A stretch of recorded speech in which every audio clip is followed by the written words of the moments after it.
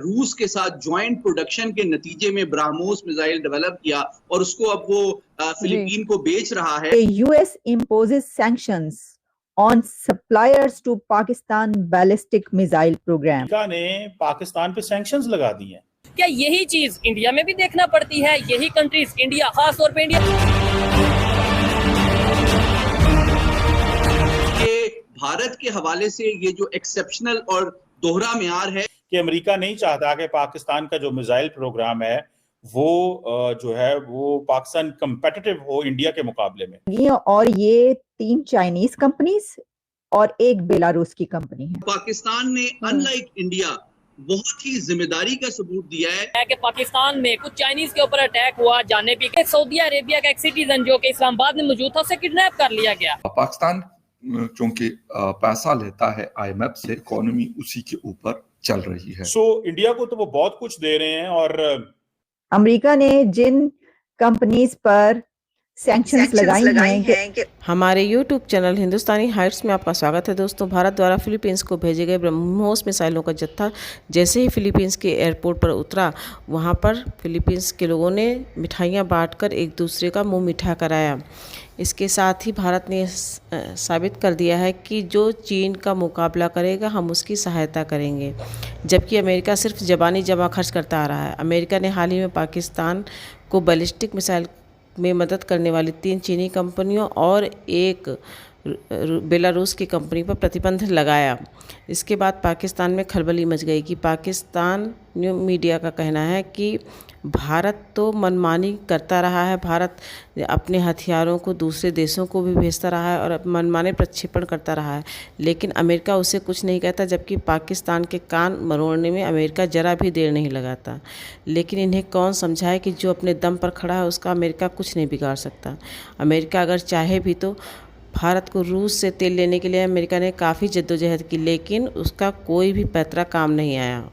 दूसरों को नसीहत, खुद मियाँ फसीहत। अमेरिका जो दुनिया भर में हथियारों का सबसे बड़ा सप्लायर है और जिसने बेशतर ममालिक में अपने फौजी साथ वहाँ मिसाइल सिस्टम फराहम कर रखा है, आज उसी अमेरिका ने चीन की 3 और बेलारूस की एक कंपनी पर पाकिस्तान के बैलिस्टिक मिसाइल प्रोग्राम की तैयारी और ताउन के इल्ज़ाम में पाबंदी आयद कर दी है।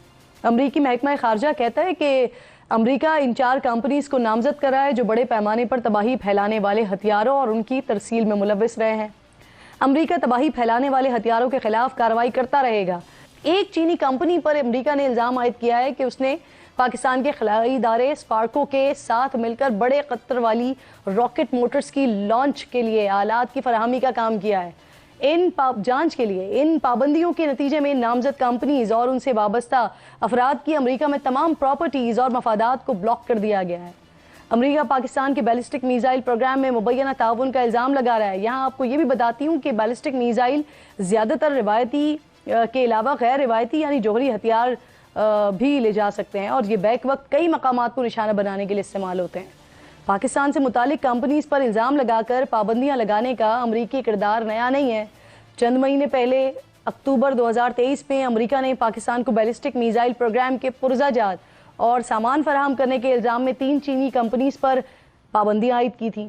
2021 में अमेरिका ने 13 पाकिस्तानी कंपनीज पर इल्ज़ाम लगाकर पाबंदी आयद कर दी थी कि ये पाकिस्तान के जोहरी और मिसाइल प्रोग्राम में मुबैना तौर पर मदद फराहम कर रही हैं। हमसाये भारत ने जो रूस के साथ ज्वाइंट प्रोडक्शन के नतीजे में ब्राह्मोस मिसाइल डेवलप किया और उसको अब वो फिलीपीन को बेच रहा है, उसने उसकी जो रेंज सरकारी तौर पे डिक्लेयर की वो मिसाइल टेक्नोलॉजी कंट्रोल रिजीम के मुताबिक थी। लेकिन जैसे ही Bharat missile technology control regime का मेंबर बना, उसने जिस रेंज का मिसाइल डेमोन्स्ट्रेट किया वो इस बात का सबूत है कि उसूली तौर पे वो उस MTCR के जो प्रिंसिपल्स हैं उसको रिस्पेक्ट नहीं करता क्योंकि उसकी रेंज बहुत ज्यादा थी। अच्छा, तीसरी बात ये कि इवन भारत की जो ballistic missile nuclear submarine INS Arihant है, उसका जो रिएक्टर है उसकी टेक्नोलॉजी भी रूस से हासिल की गई है। कि भारत के हवाले से ये जो एक्सेप्शनल और दोहरा म्यार है ये पूरी दुनिया के सामने वाजे है। दूसरी जानिब एक बात बहुत जरूरी है कि पाकिस्तान का अल्हम्दुलिल्लाह इस तरह की जो पाबंदियां गैर मुल्की कंपनियों पे लगाई गई हैं, हमारे डिटरेंस, हमारी सलाहियत, हमारी जाहिराती कैपेबिलिटी पे इसका कोई असर नहीं पड़ेगा। ने पाकिस्तान पे सैंक्शंस लगा दी हैं। टेक्निकली तो उन्होंने चाइनीज और बेलारूस की कंपनी पे सैंक्शन लगाई हैं, लेकिन वो डेफिनेटली पाकिस्तान के मिसाइल प्रोग्राम पे सैंक्शन है कि अमेरिका नहीं चाहता कि पाकिस्तान का जो मिसाइल प्रोग्राम है वो जो है वो पाकिस्तान कंपेटिटिव हो इंडिया के मुकाबले में। सो इंडिया को तो वो बहुत कुछ दे रहे हैं, और एक होते हैं तार साहब, उन्हें हम कहते हैं सप्लायर ग्रुप्स। तो ये जो सप्लायर ग्रुप हैं जिसमें मिसाइल टेक्नोलॉजी कंट्रोल रजीम होता है, एक वेसेंजर अरेंजमेंट है, ऑस्ट्रेलिया ग्रुप है, न्यूक्लियर सप्लायर ग्रुप है, बेसिकली पाकिस्तान की जो एक्सेस है वो इन चीजों तक रोकी जा रही है।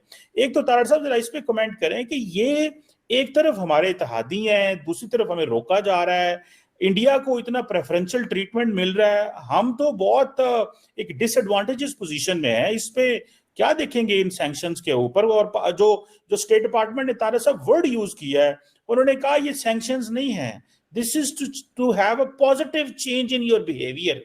तारा साहब जरा इस पे भी कमेंट कीजिएगा, आप भी बड़े पॉलिटिशियंस को मिलते रहते हैं, डिप्लोमेट्स को मिलते रहते हैं, जरा बताएं क्या हमारे अंदर पॉजिटिव चेंज चाहते हैं। चीमा साहब, मैथ्यू मिलर ने इसका ऐलान किया है, बल्कि जो मुझे डिफरेंट आर्टिकल्स में वो लग रहा है कि this is just a warning. इसके बाद हो सकता है वो उसमें ये भी एक वर्ड इस्तेमाल किया कि मे बी कंट्रीज पे भी सैंक्शंस लग सकती है, लेकिन ये टाइम बड़ा सेंसिटिव, मैं इसकी टाइम की सेंसिटिविटी से बड़ा हैरान हूं। आपके फाइनेंस मिनिस्टर का वॉशिंगटन डीसी में आना, उसके बाद ईरान के सदर का दौरा होना, और उसके बाद ये सैंक्शंस लग दी, ये टाइमिंग बड़ी सेंसिटिव थी। और सऊदीज का आना पाकिस्तान में और सारा कुछ टाइमिंग और आपके हालात इस पर। अब इससे जो सवालात पैदा होते हैं, पहले मैं वो सवाल पुटअप करने की कोशिश करता हूं, फिर इसका एनालिसिस करते हैं कि क्या ये भारत का प्रेशर था। ये एक पहला क्वेश्चन ये है कि क्या भारत ने इसको इनिशिएट किया है। दूसरा सवाल है कि क्या भारत के साथ अमेरिका अपने रिलेशनशिप बेहतर करने के लिए ये कर रहा है। तीसरा सवाल यह है कि क्या ईरान का खौफ मौजूद है, नॉर्थ कोरिया का खौफ मौजूद है, क्योंकि माजी में आपके ऊपर एलिगेशंस थी कि आपने ईरान और नॉर्थ कोरिया को टेक्नोलॉजी ट्रांसफर की है। चौथा क्वेश्चन यह है कि मौका अच्छा है कि ये आईएमएफ में फंसे हैं, इकोनॉमिकली कमजोर है और जितना दबाया जा सके इसको दबा लेंगे। पाकिस्तान ने अनलाइक इंडिया बहुत ही जिम्मेदारी का सबूत दिया है।